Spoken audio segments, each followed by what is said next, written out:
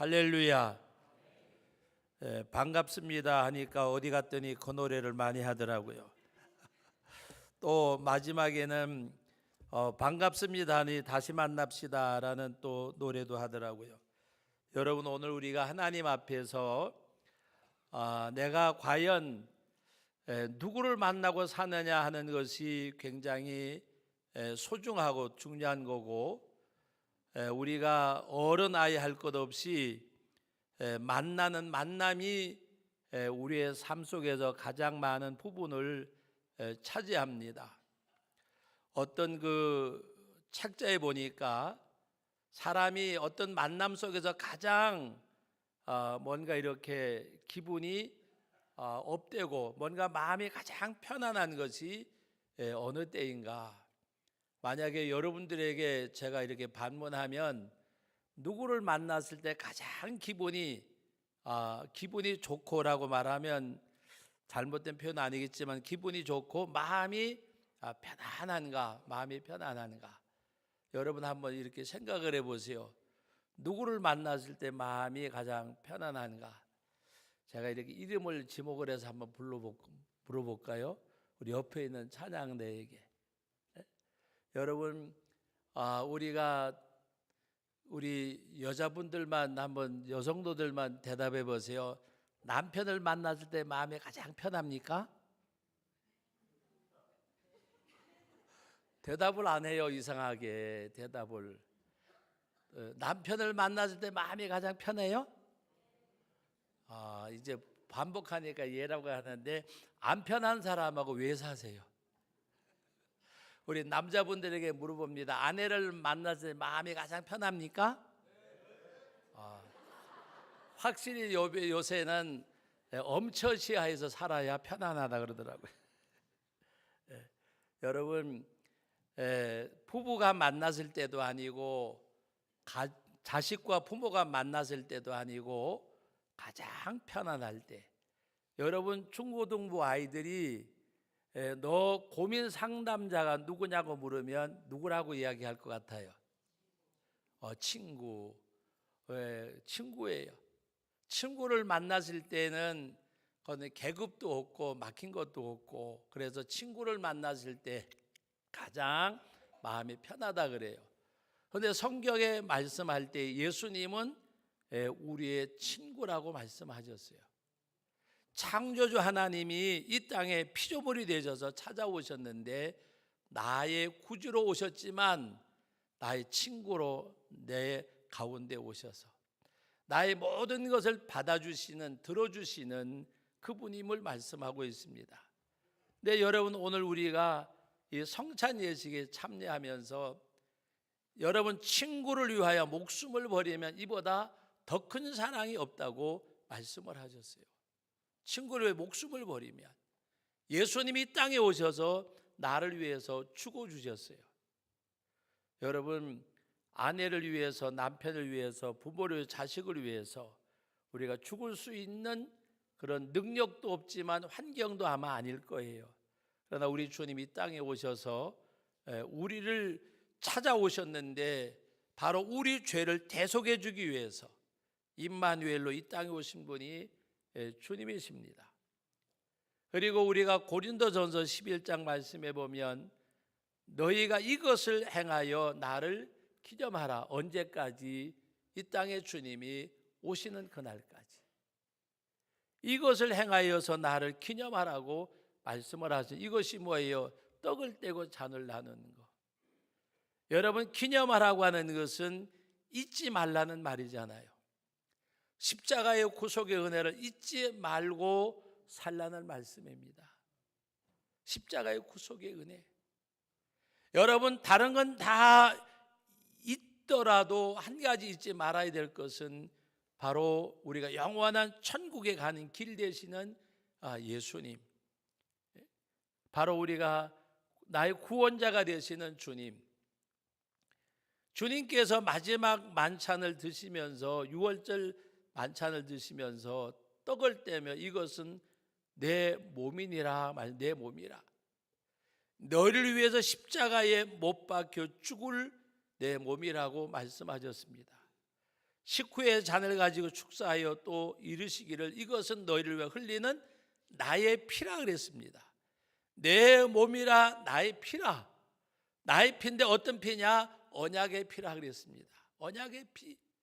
바로 그 약속의 피인데 그 예수 그리스도의 보혈을 믿음으로 속죄함을 받는 이 언약의 피.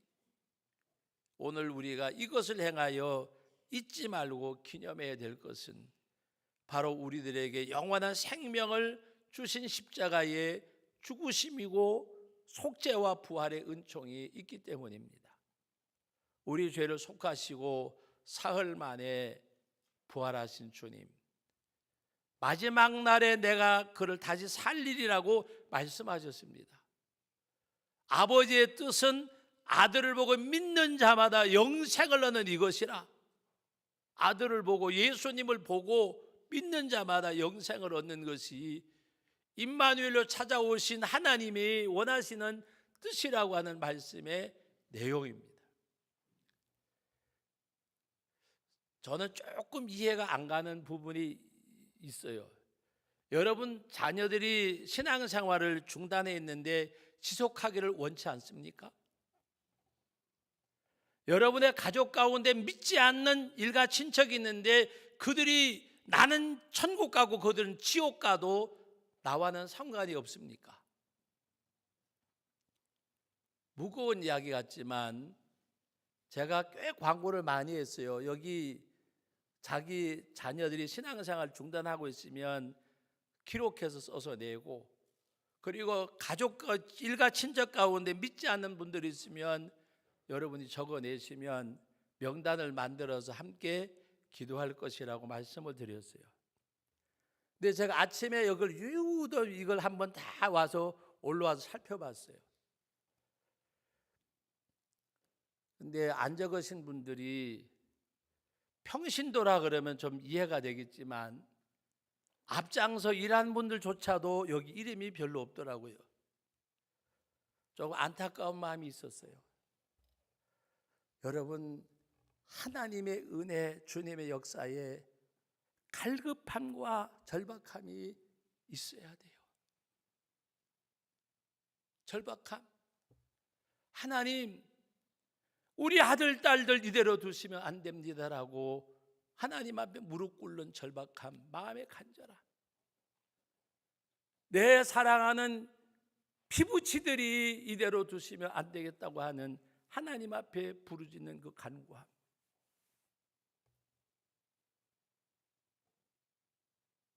여러분,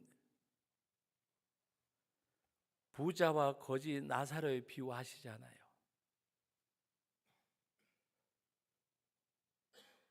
나사로가 부자의 집에서 버린 쓰레기 더미에서 주워 먹고 사는데 개가 나와서 그의 헌대를 핥았어요. 부자와 나사로가 죽어서 거지 나사로는 아브라함의 품에 안겼고 부자는 지옥에 갔어요. 물 한 방울 찍어서 내 입을 적셔달라고 이야기를 했어요. 그리고 그 한 말 가운데 내 집에 있는 내 혈육들에게 이 복음을 전하게 해달라고, 그들이 여기 오지 않게 해달라고, 그 말이잖아요. 예수님께서 말씀하셨어요. 선지자들의 말을 통해서, 전도자들을 통해서 믿지 아니하면, 여러분 오늘 우리들이 정말 하나님의 그 영적인 삶에 대해서, 여러분 육신이 건강해야 되지만 육신의 건강 못지않게 영적으로 건강하셔야 돼요. 영적으로. 영적인 건강이 뭔지 아세요? 영적인 건강이 하나님의 은혜 가운데서 유영하는 거예요. 물속에 있는 물고기가 헤엄을 치듯이 주님 은혜 아래서 유영하는 성도가 되어져야 돼요. 구령에 대한 열정이 있어야 되고 영혼에 대한 사랑함이 있어야 되고 하나님 앞에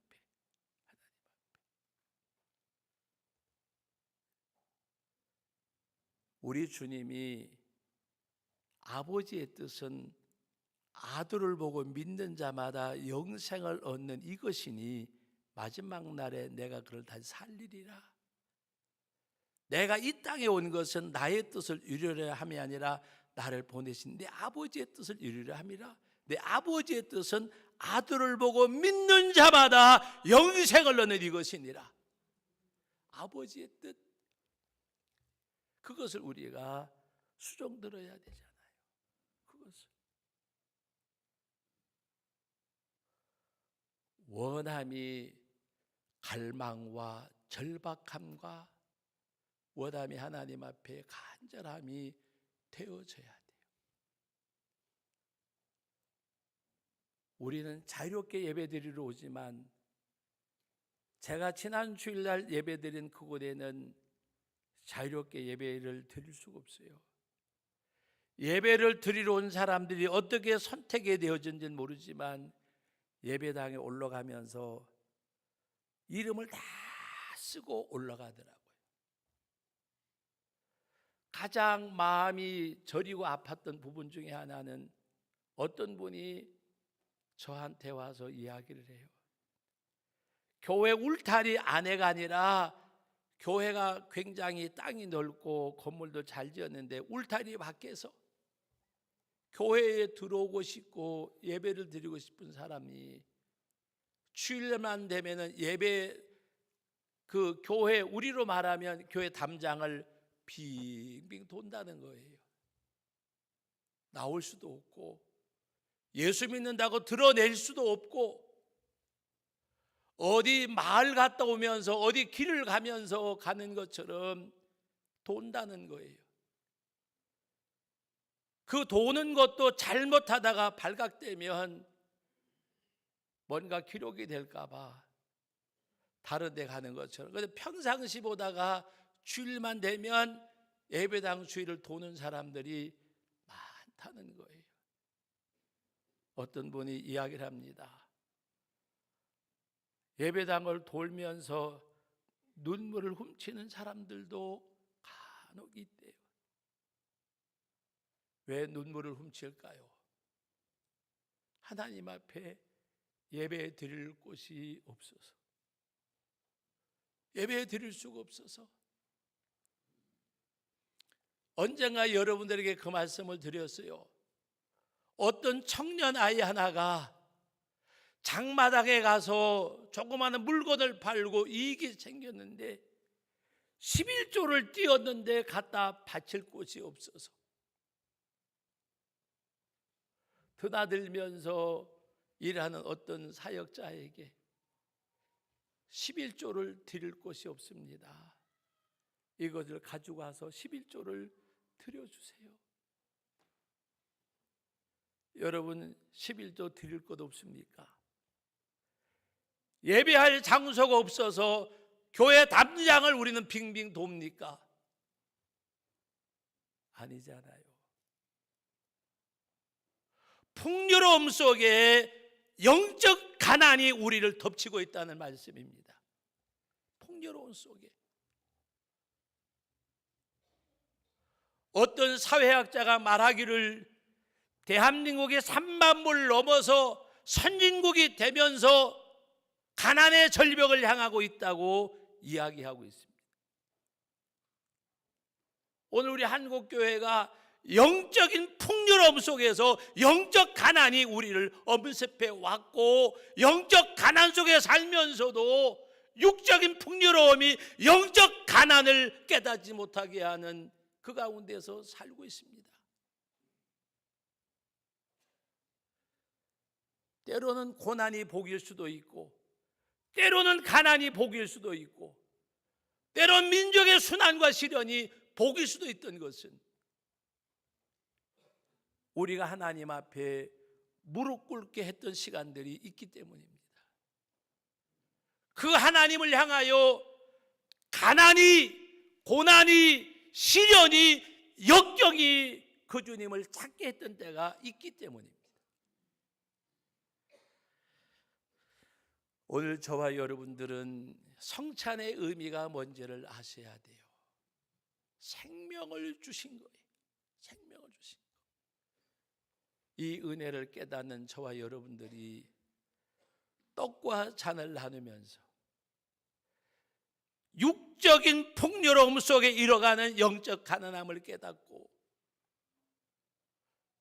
소아시아 7교회 가운데 상공업이 발달되고 풍요를 누리던 라오디아 교회 성도들, 나는 부족하여 부족함이 없도다고 고백하는 가운데 하나님께서는 너희가 눈멀고 가난하고 가련하고 눈멀고 벌거벗었다고 말씀을 하셨어요. 핍박 가운데 실현받던 서머나 교회와 필라델비아 교회, 주님이 서머나 교회 말씀하실 때에 너는 가련하고 가난한 것 같지만 내 실상은 부유한 자라고 말씀하셨습니다. 실상은 부유한 자라. 영적인 넉넉함을 주님은 보셨어요. 사랑하는 성도 여러분, 내 아버지의 뜻은 아들을 보고 믿는 자마다 영생을 얻는 이것이니라. 내가 이 땅에 온 것은 나를 보내신 내 아버지의 뜻을 이루려 함이라. 십자가상에 못 박혀 죽으시면서 엘리 나마 사박다니 아버지여 아버지여 어찌하여 나를 버리시나이까, 그런 가운데서 운명하시면서 다 이루셨다고 말씀하셨어요. 십자가로 말미암아 속죄의 역사를 이루신 주님, 아들을 보고 십자가의 대속의 죽음을 죽으신 주님을 바라보고 구원받는 우리들이잖아요. 믿음의 주를 바라보고 오늘도 이 떡과 잔을 나누면서 찢기진 살과 흘리신 보혈, 십자가에 못 박히신 주님, 그 주님을 우리가 묵상하고 사망의 권세를 깨뜨려 부활하신 주님을 생각하면서 속죄해 주시고 영생을 주신 주님, 육신의 풍요로움으로 인해 영적 가난을 알지 못하는 죄인들을 용서해 주시고 영적인 풍요로움을 회복할 수 있도록, 내가 예수님을 인격적으로 만나고 그 십자가 붙들고 십자가 밑에 부복할 수 있는 심령이 되게 해달라고 기도하고, 이 떡을 떼고 이 잔을 나눈 자리에 이룰 수 있는 우리 모든 성도님들이 되시기를 주의 이름으로 축원합니다.